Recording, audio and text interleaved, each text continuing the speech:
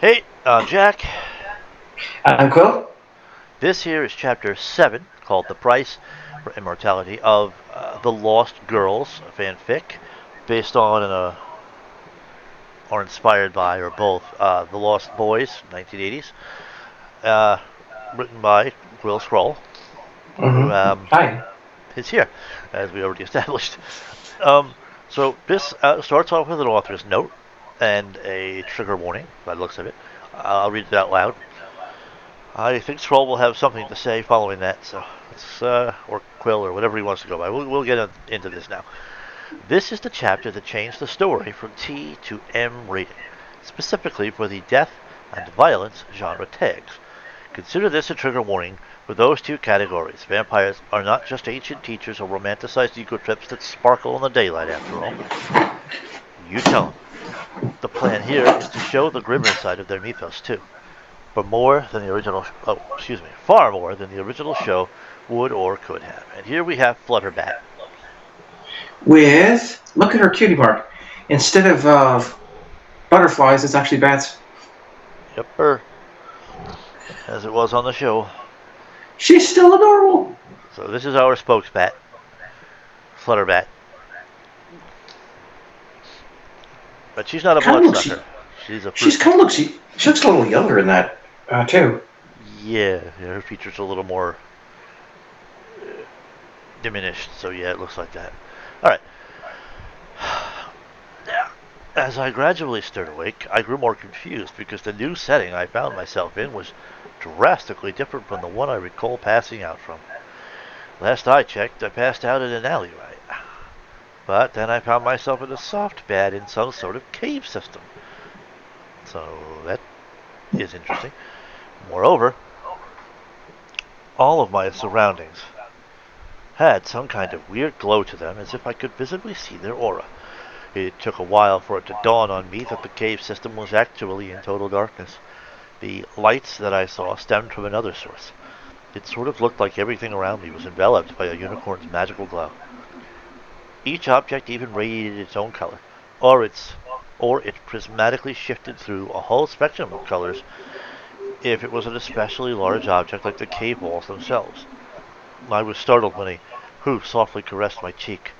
When I looked up at the source, I saw Demise looking down at me with an almost motherly sort of warmth to her expression. I, I imagine you had quite a bad day today, Demise figured aloud. She leaned down as she said to me more closely, "A word of advice. The next time you try to seek us out at the fairgrounds, try the night shift." "Where am I?" I demanded the note tensely. "Shh." Demise smoothly hushed me in a way that's like speaking softly to a beloved child. "The answers to your questions will soon be revealed. In fact, that is partly why we have taken you here." "Which is where?" I demanded again. "Our lair," Demise answered, "in the caverns of Ghastly Gorge." I grew alarmed upon hearing that news, then scanned my can't talk, then scanned my surroundings on high alert. Seeing my reaction caused Demise to playfully laugh before she told me when she had my attention again, "Fear not about the giant eels. We have sort of a truce going on with them. They leave us alone, and in turn, they get to not die. It's a beneficial arrangement." She looked outward as she added, "We sort of think of them like guard dogs." I lifted an eyebrow as I asked her, "You think of the giant eels as pets?" "Sort of," she answered, as she looked back at me. "And why not? They are no threat to us. Not even close. Not after what we have become." "Which is?" I asked cautiously. "Eternal servants of the night," she answered me. "Basically Nightmare's honor guard." I shook my head as I said an objection, but Nightmare is defeated. In turn, she shook her head as she said, "No, she's merely suppressed. Imprisoned under the shadow of her false self, even though she fell shattered into shards all around her. We were the ones who helped to aid her escape from the moon, but we had no idea she would soon find herself locked in a different prison shortly thereafter." She tapped her head as she said, only this time it is a prison for her mind. Nightmare is under an enchantment that is literally forcing her into thinking she's Princess Luna when, in fact, she is a far greater being." Wow, that sounds cultish. I, st- I still felt confused. "Well, honey, that's what happens when you hear conspiracy theory." but I decided to let that subject slide in favor of another which I considered of greater importance. Why me? I asked her. What have you done to me? Why have you chosen me? The answer to your first question was to transform you into something that will help you to fulfill the greatest potential of your destiny. She answered me. As for the second question, we've chosen you because you are one of the greatest flyers in Equestria, a skill that can only be equaled by your greatest rival, Rainbow Dash. Demise tilted her head and grinned at me in amusement when I flinched and almost hissed at the mere mention of that name. Yes, we know about you two very well, Demise went on, just as we also know Nightmare once approached Rainbow Dash herself and offered her to join the Wonderbolts first. Shadowbolts. Oh yeah, Shadowbolts first. Oh, she didn't just offer her a membership. But anyway, during that time, Nightmare took on our form as she made this offer, but Rainbow spurned it.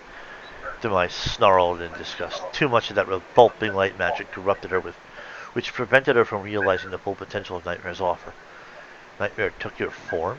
I asked in confusion. But if you were there, why didn't you just ask Rainbow yourself? Because we weren't there, she answered. Not yet, at any rate. I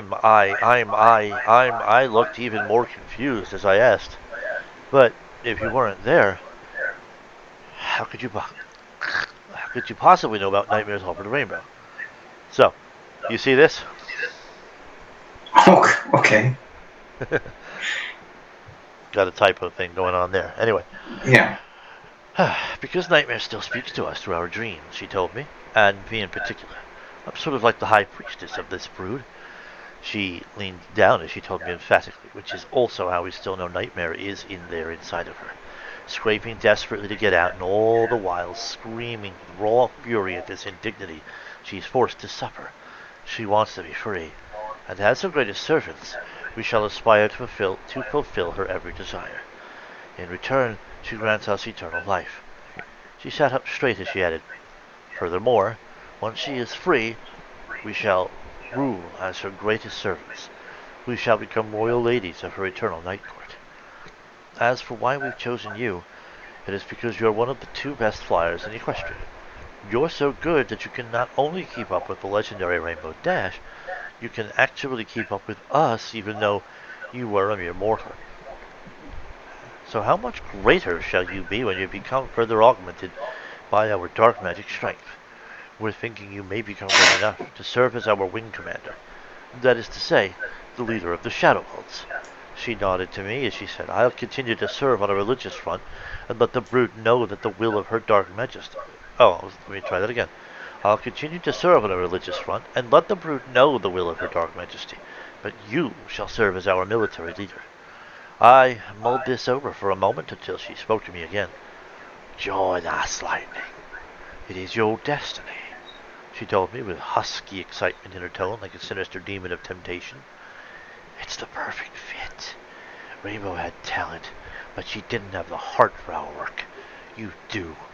And your talent rivaled her even without our undead strength. And we heard about you in the Wonderbolt Academy and precisely why you washed out, she said with hoof quotes. You washed out because you wouldn't let anything or any pony stand in your way. You knocked aside your competition indiscriminately without any remorse simply because they were in your way.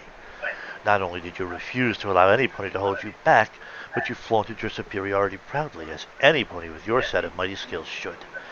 That doesn't just demonstrate great and criminally underutilized talent, but it is also a demonstration of the kind of moral character we are looking for.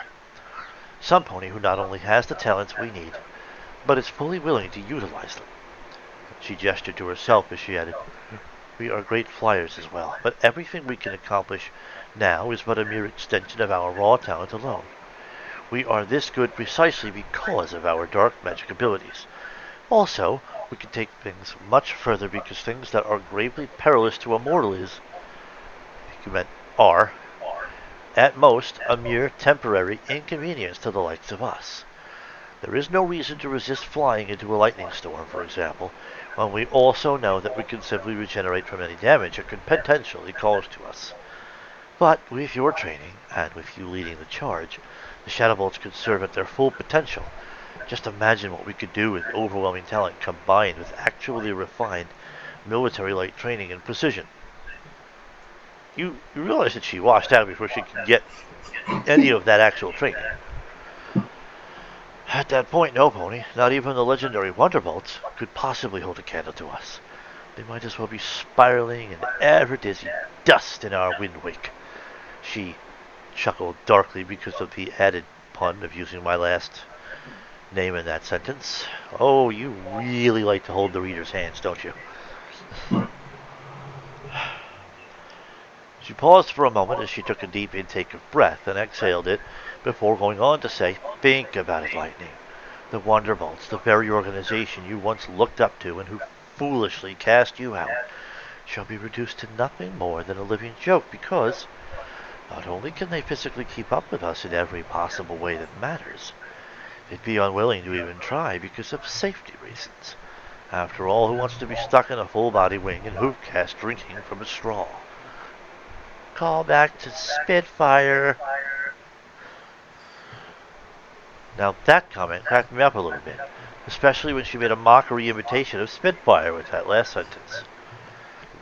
You can show them, and every pony, what your full potential is without any holds barred, she went on, to show how far they could have gone if they simply had the courage and fortitude to proceed as far as you have. Isn't this what you wanted, Lightning? To have your strength, glory, and sheer I almost read that as stupidity. Superiority acknowledged in an utterly undeniable way? Haven't you wanted to be a leader to take others under your glorious wings? To be looked up to and aspired to forever? Well, instead of simply having a statue made in your honor, why not settle for the real thing? As in every mortal being, you'll constantly be available to flaunt your talents and remind others who is really in charge throughout all time. Anything you want in life can be achieved because of your constant supply of effort. No matter who tries to resist you in any endeavor you ever try, they can't possibly outlast you if they are mortal. So that which cannot lose shall always, inevitably, and eventually win in the end.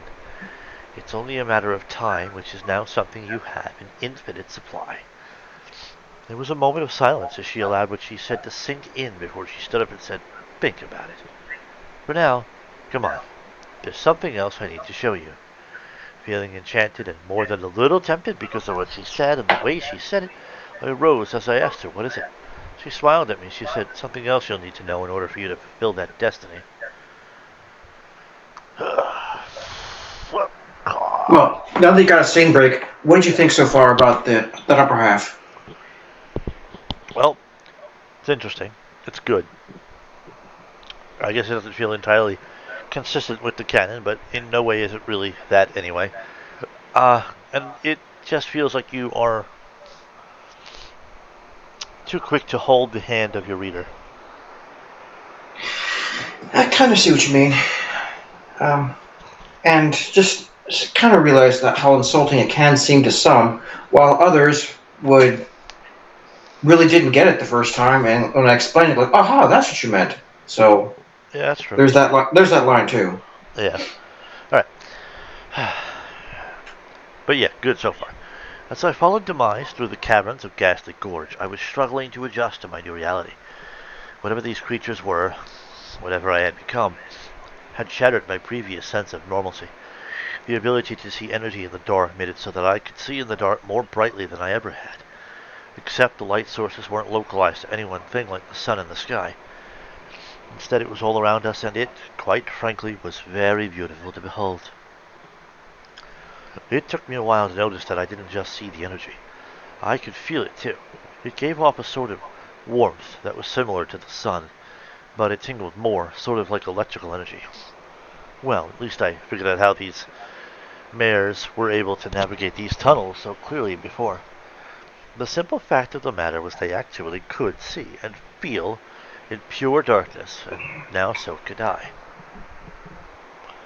When we arrived where Demise was leading me,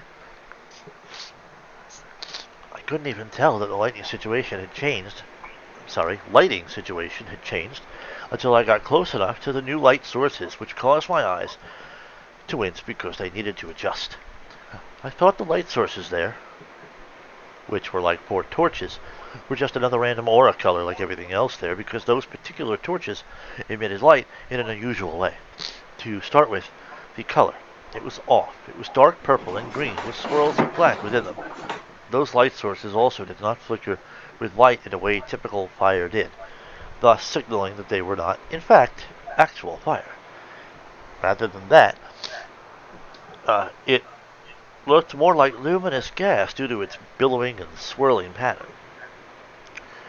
Unlike most of the energy patterns I saw and felt throughout the cavern, the ones coming off of those mares, those torch-like things, and the big statue of Nightmare Moon, was radiating a different kind of energy that honestly felt more sickly and twisted. The statue in question was gazing down with a leering facial expression as if she was excitedly about to eat that which was below the statue. As I gazed upon that statue, it occurred to me that I had seen statues like this in many places throughout Equestria. They were especially common during one holiday in particular that was about to come up in a couple of nights. Nightmare Night. There was no doubt in my mind that that statue was designed for that holiday originally, but the servants of her cult commandeered one of them and had been imbuing it with real dark magic. Yeek!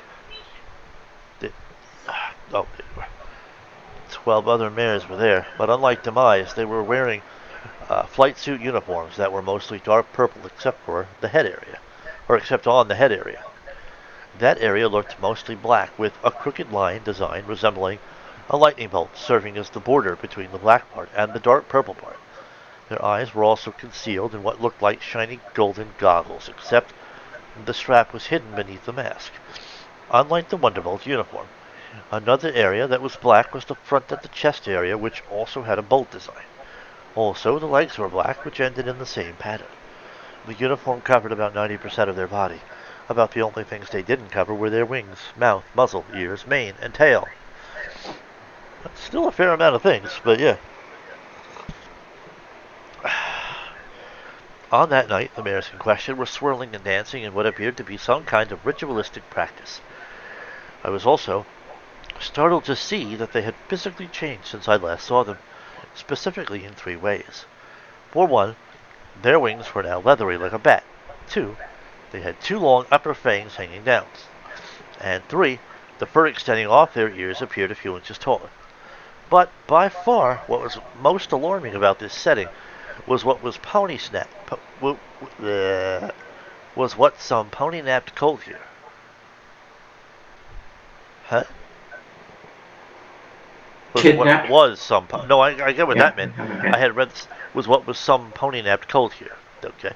He was tied up on some stone slab almost directly under the Nightmare Night statue. All 4 of his hooves were tied up separately, and the ropes had forced each of his limbs apart in an X pattern. He looked to be about 10-ish years old. He was a brown colt, wearing a white and yellow striped baseball shirt and a hat, and had a baseball cap still on his head. He also sported a cutie mark of a baseball bat that just collided with a baseball. There were blurry energy lines around the baseball as if to indicate the motion that the ball was about to fly away from the bat at a very high speed. What likely wasn't so standard to that uniform was the fact that the colt was also gagged. Horror and wrongness sank into the pit of my stomach at the sight of the colt here. But I looked at Demise with apparent calmness that also demanded an explanation for this. I decided not to jump to conclusions just yet. Oh yeah, this could be totally innocent. Funny enough, the first question I asked her was, "What's the colt's name?" To answer, Demise shrugged carelessly. She answered, "I don't know. Nor is that important right now, especially after what is about to happen to him soon." She passed me a coy, wicked grin as she advised. A word of warning. Don't get too attached to the young lad. Right now I'm just demonstrating a point and showing you something you'll absolutely need to know to continue this existence. While still holding her wicked and coy smile, she held up a wing to block her face from my perspective, then lowered it a second later. When she did, I noticed she was then holding a metal baseball bat. One thing I actually do know about the boy is his love for this sport, Demise told me. If you had eyes in your head and used them, you might find more than one clue hinting to that fact on his person. Knowing that, I'll give him a dose of cruel and delicious irony. "Excuse me?" I asked incredulously with deepening horror. "You're not going to do what I think you're going to do, are you?" "Just relax and watch," Demise advised. "Meanwhile, it's time for this batter to step up to the plate." She laughed a bit as she smoothly stepped away from my side towards the boy. As she did so, the other mares continued to dance around this statue within the radius of the sickly purple and greenish light. Once they were all together, they sang and danced together in some language I couldn't understand. As they did that, the boy struggled in his ropes and cried out as loudly as the gag allowed him to. I saw him crying. He was clearly there unwillingly. My mind blanked out as my body froze in terror. What tiny portion of my sanity that was left was struggling to deny this reality out of pure necessity. The words "this can't be happening" repeated over and over in my mind, and for far more than one reason. Not only was my whole world turning upside down right at that very moment, but it was also inverting horrifyingly, warping in some tragic and also nightmarish way. When that last thought clicked into place, I looked up at the statue, since I had, at last, made some logical connection. All of a sudden I realized that this whole scenario was designed to inspire fear, at least for me and the boy. When that thought clicked into place, it suddenly occurred to me that this whole scenario might be some sort of prank.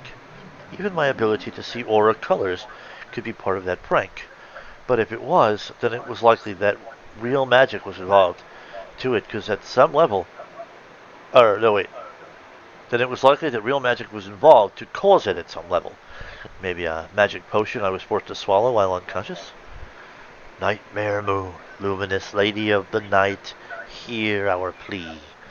Ritualistically cried out Demise, as she lifted the baseball bat towards the statue, as if asking the statue to bless this object.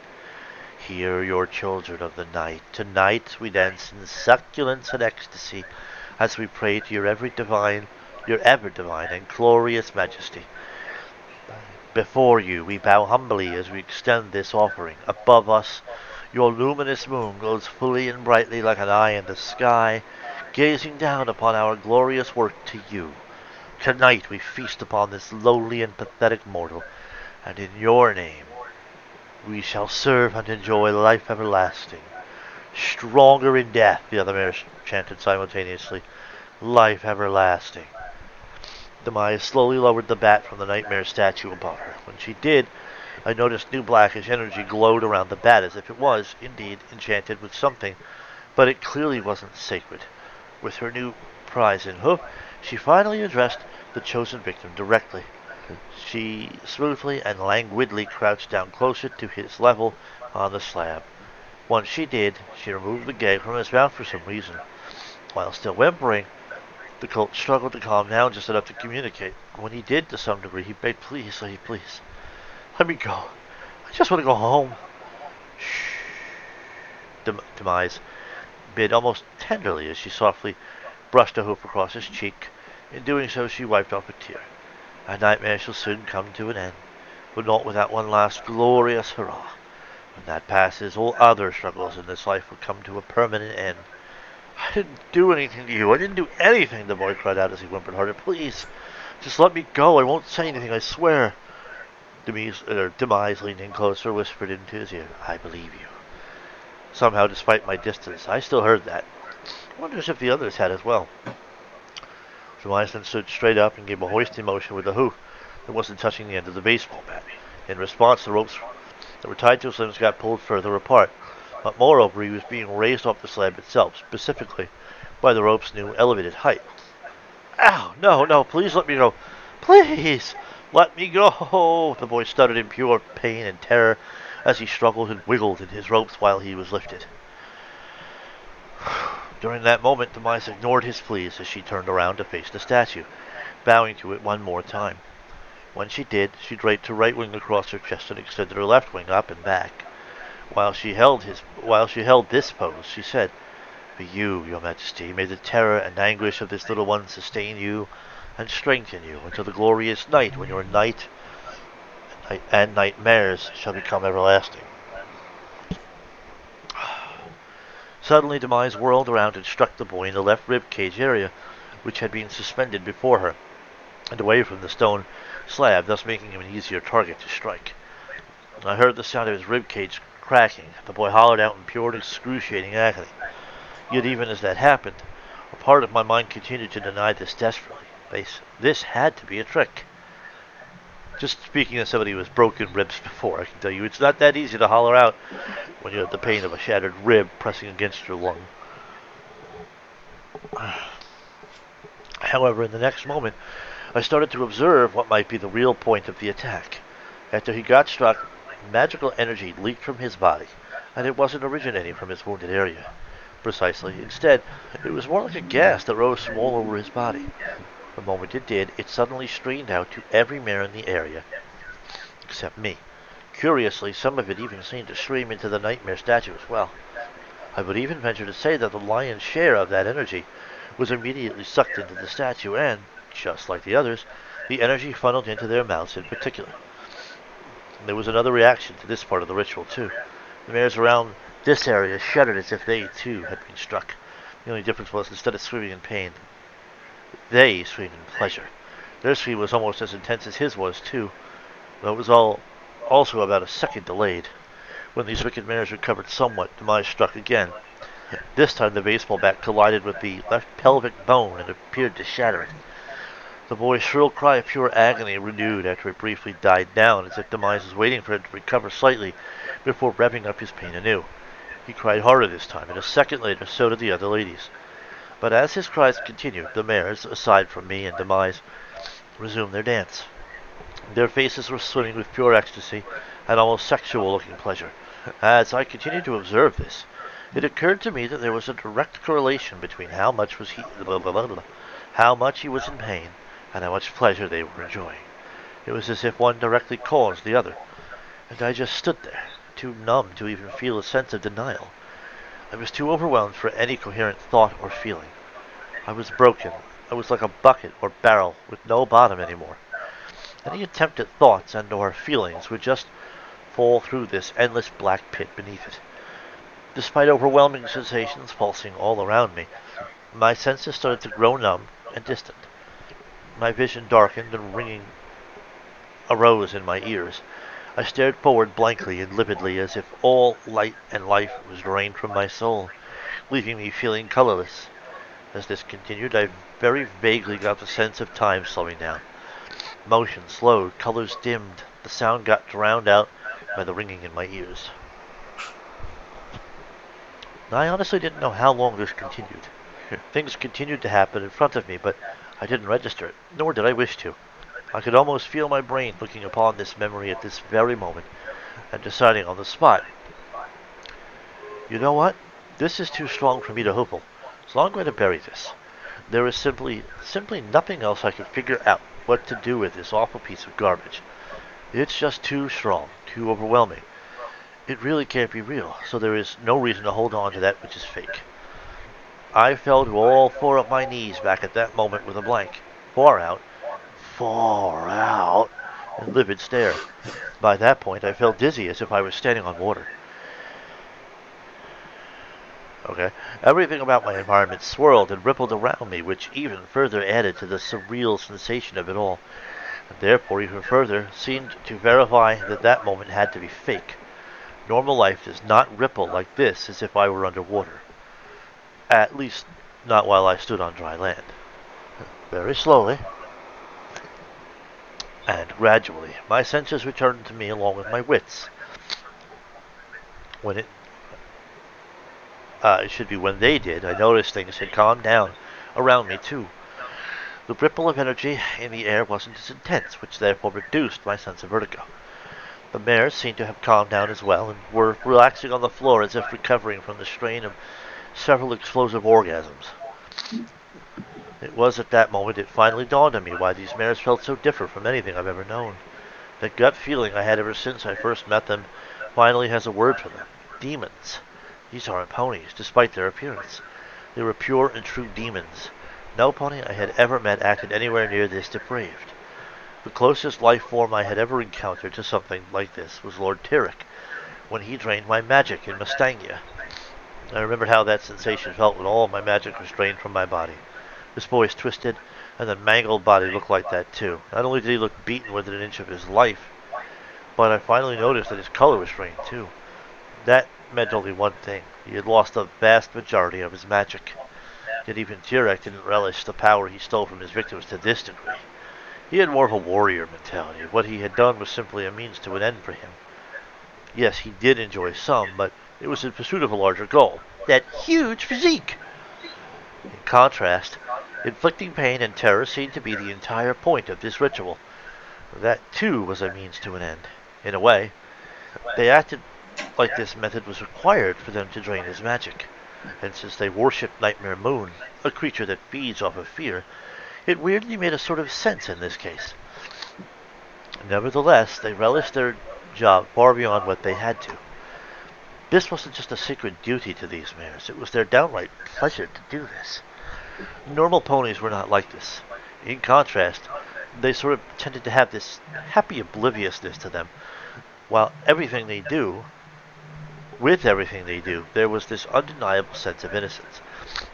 There was a skip to their step that was just a heartbeat away from breaking out into a full-fledged song and dance with the rest of the town around them. They pranced to the light with the simple joy of just being alive. Magic and harmony influenced them all, at least on a subconscious level. That was not always apparent in normal ponies, but tended to be true more often than not. "Kill me," the boy whimpered extremely faintly. Blood mixed with tears dripped from his eyes during that moment. "Please just kill me." I looked back at him when he said that. When I did, I realized that the sight that greeted me was none other than a young, innocent boy who had given up all sense of hope for recovery. At that point, you could only see one possible option for salvation from this nightmare, and that was to die. Shh. Demise hushed him as she bent down and tenderly kissed him on his forehead. "My precious little pony. Thank you. Thank you for all you have unwillingly given us. We shall cherish this gift for all of eternity."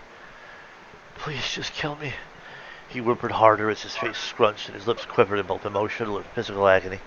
No doubt he was also mourning the fact he would never see his loving family ever again. Nor would they see him either. All his goals and hopes for the future were dashed too. Stolen by these wicked mares. "As you wish," Demise whispered to him softly before smoothly gliding back and whacking him one final time, this time with a death blow severe enough to make his head explode. Right after that, Demise licked some of the blood and brains off of the baseball bat as she elegantly glided around the corpse so smoothly that it seemed more like she was floating, not trotting. She also passed up the other mares, who were still writhing on the floor with pure ecstasy, to close in on me. "Perhaps now you have a deeper understanding of what we are, Lightning," Demise said as she flipped the baseball bat around and stabbed it to the ground. From there, she leaned on it with both of her forehooves on the upper tip of it, thus propping her forward body up at an approximately 35-degree angle. Holy shit! "We are eternal specters of the night. We can never grow old, and we can never die." She leaned down towards me as she added emphatically, "But we must flee. But we must feed." At first I looked up at her eyes mostly lividly, but then I stared forward blankly. After her giving her last information, a few seconds to sink in, Demise stood up straight again as she went on to say, "And you must understand that. Do not think I am unfamiliar with the horror you are currently experiencing either. I have lived for centuries, so I have seen it all. Many of us went through the same transition too. It typically is rough in the beginning, but it will get easier.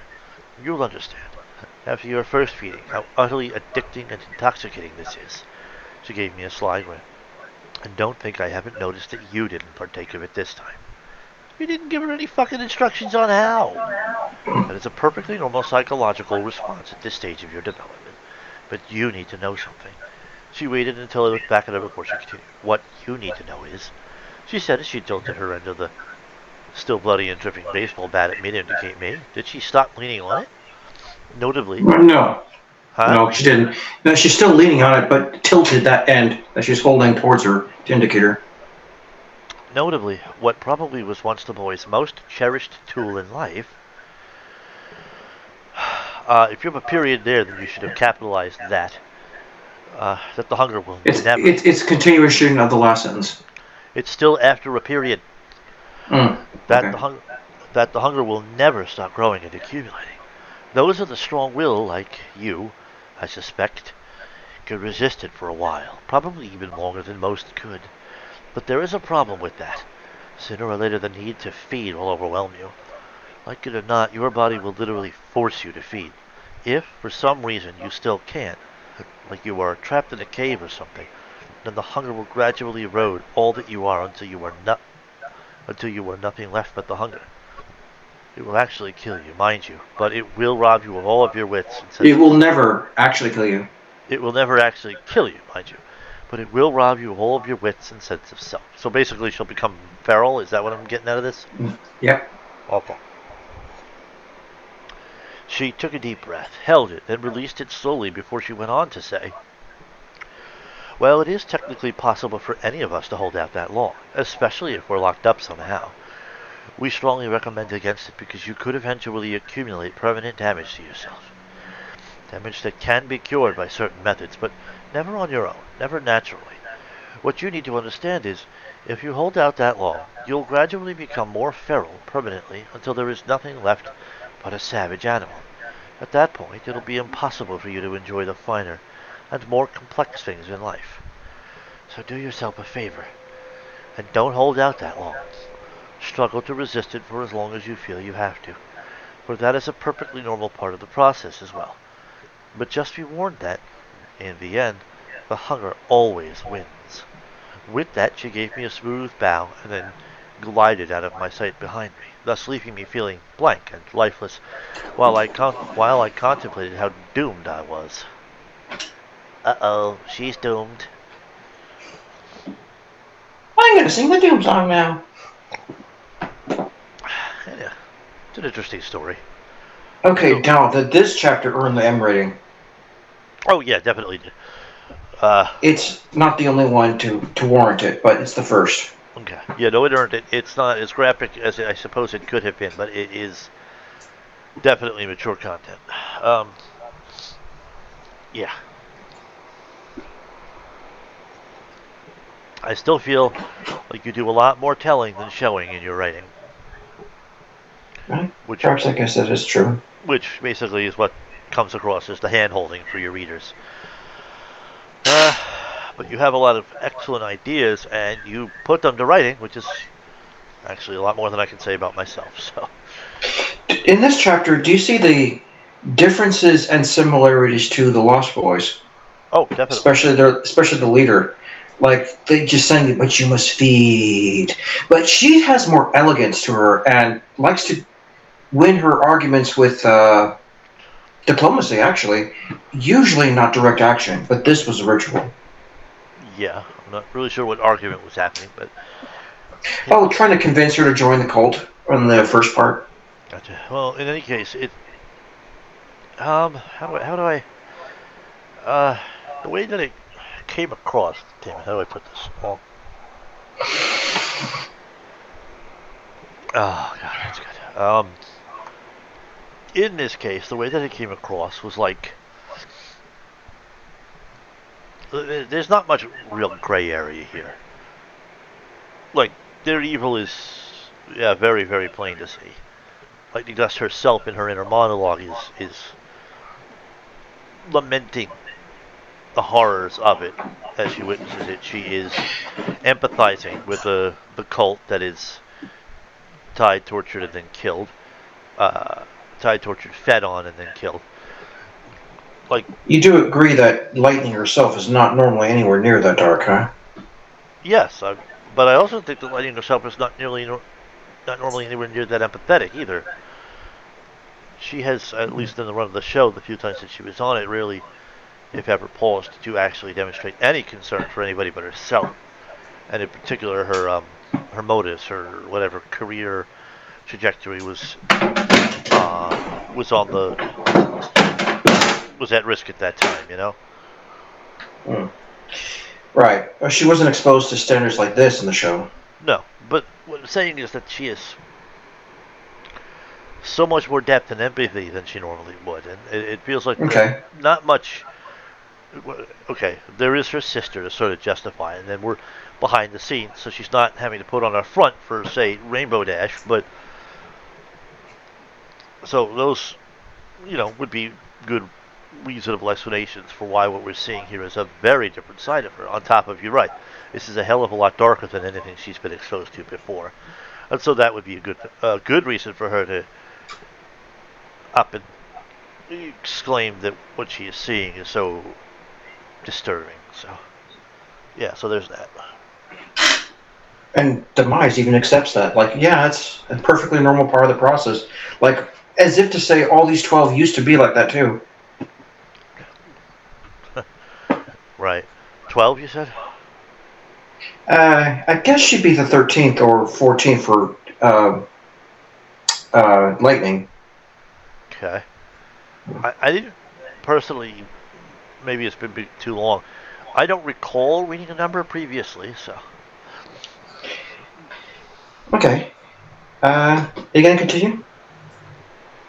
No, I'm going to call it with these two chapters for now. My sinuses All right. plug up on me. It's getting uncomfortable, so. Cheers. Basically,